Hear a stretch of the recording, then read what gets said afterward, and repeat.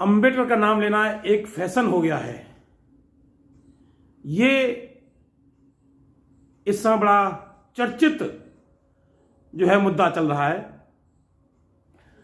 और विपक्ष, पक्ष और विपक्ष दोनों ही इस पर अपनी बात रख रहे हैं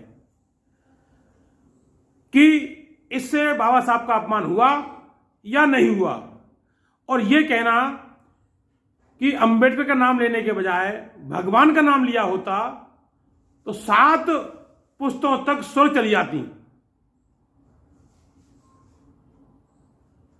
नमो बुद्धाय, जय भीम साथियों।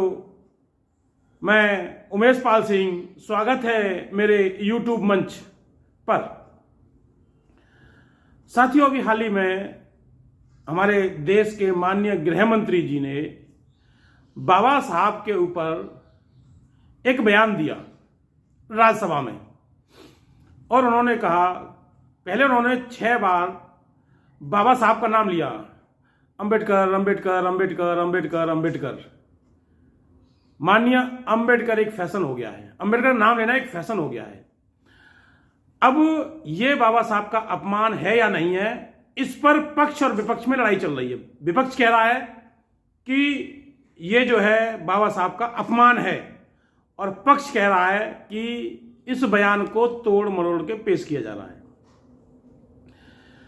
तो यहां पर मैं अपने विचार देना चाहूंगा कि मैं मानता हूं गृह मंत्री जी ने जो इस 18 सेकंड के वीडियो के बाद जो कहा, वो कांग्रेस पर आरोप लगाया कि कांग्रेस ने बाबा साहब का अपमान किया। मैं उनकी बात से सहमत हूं कि कांग्रेस ने बाबा साहब का अपमान किया, इसमें कोई दो राय नहीं है, क्योंकि बाबा साहब को संविधान में जाने से रोका कांग्रेस ने, बाबा साहब को उनके ही जो है शिष्य द्वारा हरवाया गया। बाबा साहब को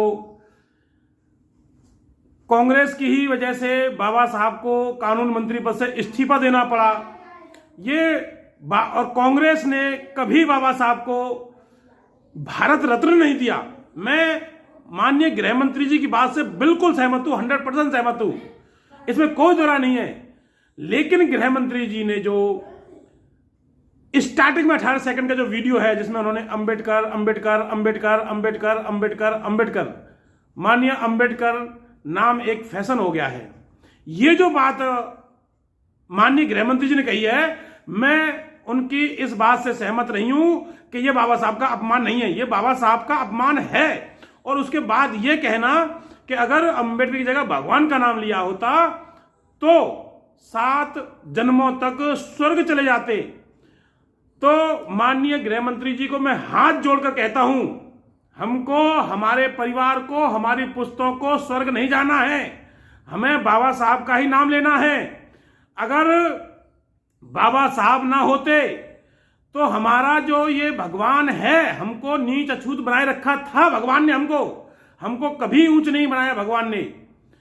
हमारे भगवान बाबा साहब, हमारे भगवान, हमारे महापुरुष।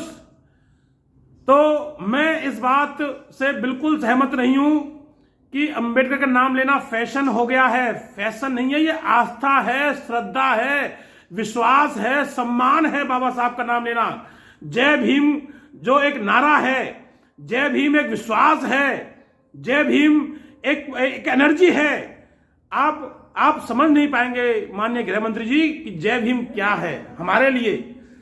जय भीम हमारा मान, सम्मान, स्वाभिमान का प्रतीक है। और बाबा साहब का नाम लेना फैशन नहीं है। बाबा साहब का नाम लेना तो हमारा माथे का तिलक है। जैसे कि आप तिलक ऐसे लगाते हो, हम तिलक को जय भीम की तरह लगाते हैं। हम तिलक मानते हैं जय भीम को। जय भीम के अलावा हमारा कोई अस्तित्व नहीं है, इस दुनिया में कोई अस्तित्व नहीं है हमारा रोम रोम बाबा साहब का कर्जदार है। हम आकंठ बाबा साहब के कर्ज में डूबे हुए हैं। अगर बाबा साहब ना होते तो ये जो मैं इस सोफे पर बैठकर इस बड़े से घर में इस बात को कह रहा हूं, मैं कभी नहीं कह पाता माननीय गृह मंत्री जी। तो मेरा तो आपसे करबद्ध निवेदन यही है आगे से इस तरह हमारे परम पूज्य बाबा साहब पर कोई टिप्पणी मैं किसी भी, आप ही नहीं, कोई भी किसी भी पार्टी का नेता हो, हम इस तरह की जो बयान है परम पूज्य बाबा साहब पर वो सहन नहीं करेंगे। मैं आपकी इस बात से पूरी तरह सहमत हूं कि कांग्रेस ने अपमान किया, लेकिन आपने भी उसमें कमी नहीं की बाबा साहब का अपमान करने में। आप बाबा साहब के उस वंशजों की रक्षा, हितों की रक्षा नहीं कर पा रहे हैं। आपके ही समय में इन दलित पिछड़ों पर अत्याचार हो रहा है माननीय गृह मंत्री जी, और आपकी जिम्मेदारी बनती है। जातिवाद के तहत इतना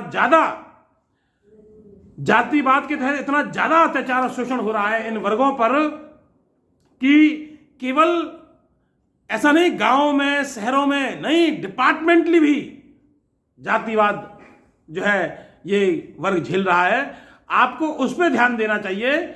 आपको इन लोगों को सम्मान दिलाना चाहिए, क्योंकि आप सत्ता में बैठे हैं, आपके लिए सब लोग समान हैं। आपको इस तरह की बयानबाजी नहीं करनी चाहिए। हमारे वर्गों को और हमारे समाज के लोगों को अच्छा नहीं लगा, तो ये जो है बाबा साहब के लिए मैं इस बात को कतई स्वीकार नहीं करूंगा। एक और बात जिस समय जो चल रही है, मैं उस पर भी थोड़ा सा प्रकाश डाल के अपनी बात को समाप्त करूंगा। वन नेशन वन इलेक्शन, सरकार बिल लेके आई, शायद वो बिल पास नहीं हो पाया, लेकिन इतने बड़े देश में वन नेशन वन इलेक्शन क्या संभव है? और 28 राज्यों में जाति और धर्मों में बटा हुआ देश, आप कैसे इसको वन नेशन वन इलेक्शन में कर सकती हैं? पहले आपको वन मैन वन जो है वैल्यू करनी चाहिए ना, वन मैन वन वैल्यू पे आइए ना। वन नेशन वन इलेक्शन तो बाद में है, one nation one man one value इस पर आइए।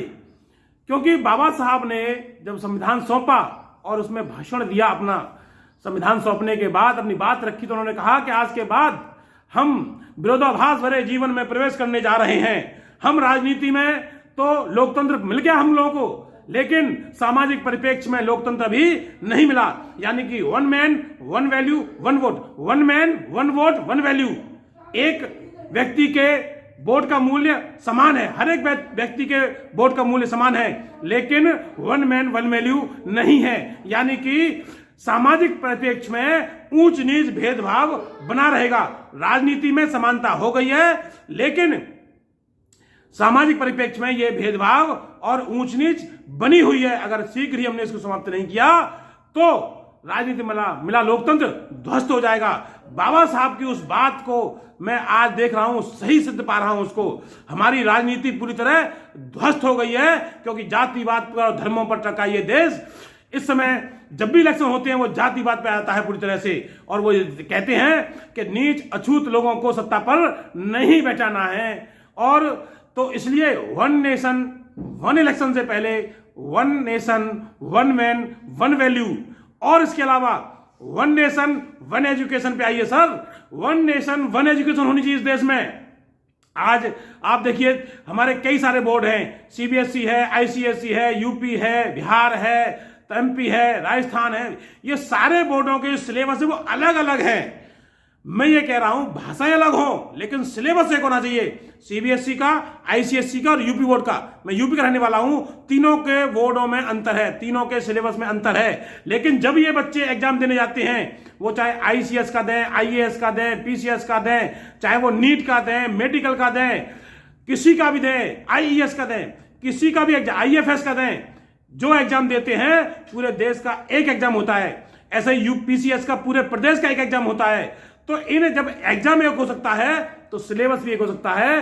बच्चा हाई स्कूल में, इंटर में, बीए में, बीएससी में, बीटेक में और आपका जो है नीट में सेम सिलेबस पढ़ना चाहिए हर एक देश के बच्चे को। ये जो अंतर है सिलेबस में, ये सिलेबस में अंतर नहीं होना चाहिए। इसलिए वन नेशन वन एजुकेशन इस देश के लिए बहुत जरूरी है। वन नेशन वन इलेक्शन से पहले one nation one man one value और वन नेशन वन एजुकेशन कीजिए। हमारा माननीय प्रधानमंत्री जी और माननीय गृह मंत्री से करबद्ध निवेदन है कि इस देश में वन नेशन वन एजुकेशन और one nation one man one value बहुत जरूरी है। इन्हीं सब बातों के साथ मैं अपनी वाणी को विराम दूंगा। अगर मेरी ये बातें आपको सही लगी हों और ये मुद्दे सही हों तो मेरे इस चैनल को सब्सक्राइब कीजिए, लाइक कीजिए और कमेंट अवश्य कीजिए और बताइए कि ये वीडियो आपको कैसा लगा। नमो बुद्धाय, जय भीम, जय भारत साथियों।